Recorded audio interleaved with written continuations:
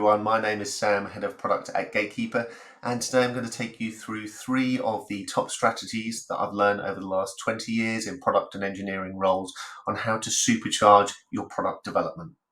So let's get into it. Now these strategies apply regardless of whether you're a very small individual team or you're a large international organization. The pitfalls we're going to run through and the strategies to cope with them I've seen across all of these types of organizations. We often tell ourselves that much larger businesses won't have these problems or they've got it all figured out. I can tell you they absolutely don't. We're going to talk about transparency and how you can use this to your advantage by being brutally honest with your team and your customers. Then we're going to move on to autonomy and how to create autonomy to give your team a much better day-to-day working life and therefore happiness. And finally, we're going to wrap that up with high trust. So transparency then, what is it? How do we create it? Nobody likes to be the bearer of bad news, do they? And so we often like to tell little white lies or half-truths about where things are. Should be there end of Q3. We're almost done. It's now in testing. These are things we all find ourselves saying all of the time. And sometimes it's just not the right thing to do. It's okay to say, I don't know. I can take a guess at how long a particular feature or product is going to take to be completely, fully developed and live in production. I can tell you where I think we're going to be in 2 weeks' time. What I can't do is promise you that that feature is going to be there in 8 weeks' time because I simply don't know yet. Sounds simple, doesn't it? But how many of you are failing to give this transparency, this honesty to your stakeholders?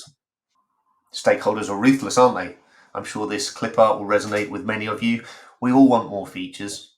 And of course, the features we want are the most important features, regardless of what anyone else wants. We're selfish with them. Our customers even more so. And of course, we want them now. All of them. So what can we do about this? How do we get some rigor around this relentless, never-ending waterfall of requests? Here's how. Objectives and key results. Now, if you're not already running OKRs and you're not familiar with them, then I could do a whole nother talk on this, but I would recommend you read this book, Measure What Matters, because OKRs are the foundational layer that we can use to push back on stakeholders, to be honest with them, to be transparent.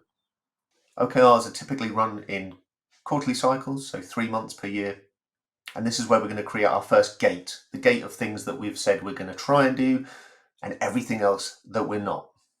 And therefore, if a question is asked of you, where are we with this feature? You can simply respond with, sorry, they're not in this cycle's OKRs. Now that immediately gets rid of 80% of requests, which leaves us with the other 20% of the things we are going to do in the cycle. And we'll come back to that 20% in a little while. So let's talk about autonomy then. What is it? Why is it important? And how do we give it to our teams? I'd like you to imagine, if you will, you're an artist. And you're just back from a 2-week amazing break in Venice. You've been sampling the amazing food, it's been the heat of summer, you've been going up and down the canals on the gondolas, and you return to work to receive an email from your line manager saying, hey, I'd like you to create a masterpiece of the Alps in winter. How's that going to make you feel when you're so full of this summer inspiration you've had on your recent break? How do you think your work's going to be? And to help articulate this further, I'd like to introduce you to a very good friend of mine, Nikki. Nikki is a self-employed plumber, and whilst our professional careers are very different, we both enjoy the same pastime of fishing. We bundle all of our equipment into Nikki's big Ford Transit van and head to a nearby lake or river to enjoy a day's peace. Now, whenever I get into Nikki's van, I'm amazed at how archaic it is. I'm almost having a panic attack.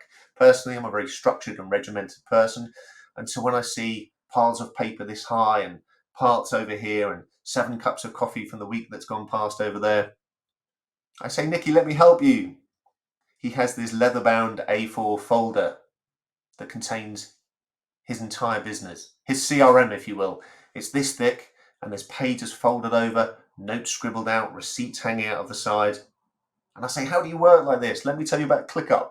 And he just laughs at me and says, Sam, I'm happy. I know where everything is. This is how I run my business. Leave me alone. And it dawned on me during this conversation, that's it. That's why he's happy. It's the autonomy he has. At any given time, he can get a call from a supplier that says, hey, Nikki, this boiler's just in. And he can choose to do that job the next day, the next week if he likes, by arranging it with the customer. He designs his working day around how he's feeling, what other jobs he's got on, what personal commitments he has.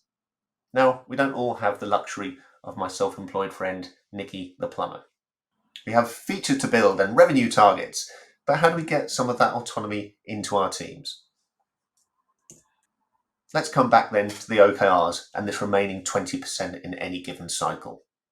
We talked about the OKRs being the foundational layer of what we've agreed with the business that we're going to work on in any given cycle. Below that, we have our teams, our individual squads. Now, you may just have a small single team. You may have, like Spotify or Facebook, hundreds of squads internationally. It doesn't matter. This next layer is all about disseminating those OKRs down into individual product owners and product managers. Let's say we have 15 OKRs for a cycle and 3 teams, 3 squads. Each of those gets 5 OKRs each. That's their goal for the cycle. Below that, we run our sprints, typically in 2-week cycles. And of course, below that are individual ClickUp tasks. And it's in these tasks we give autonomy to our teams. Here's an example of an urgent priority task. Now, of course, we want everyone to work on urgent and high tasks before they start working on normals and lows. But they still have a choice. Even if it's a choice of 2 or 3 tasks, you'll be amazed at what that does for morale by having that choice, that autonomy, depending on how you feel on the day and what you want to work on. If you want to create a masterpiece of Venice before you get to the Alps, so be it. And of course, this all helps for our final talking point, building trust. I'm going to share with you an example of a message from our Basecamp channel internally where we were discussing and planning for an OKR cycle last year. This was our cycle 3, and you can see I've entitled this First Draft. It is a first draft. It's my recommendation on what we should work on for that cycle. I've tagged the individual product owners, managers, even our CEO on this linked video recording with each section where I talk them through my recommendations. And because we have high trust, they can and often will tell me I'm wrong. They'll push back on my recommendations, and that's okay. They each know more about their squads than I do, and therefore this is a collaboration. So at the point we launch the OKRs, we're all bought into them. We're all agreed on them, agreed on what we're going to achieve in this cycle. And we take this trust into our one-to-ones. And a real bugbear of mine is that managers' one-to-one meetings are not for you.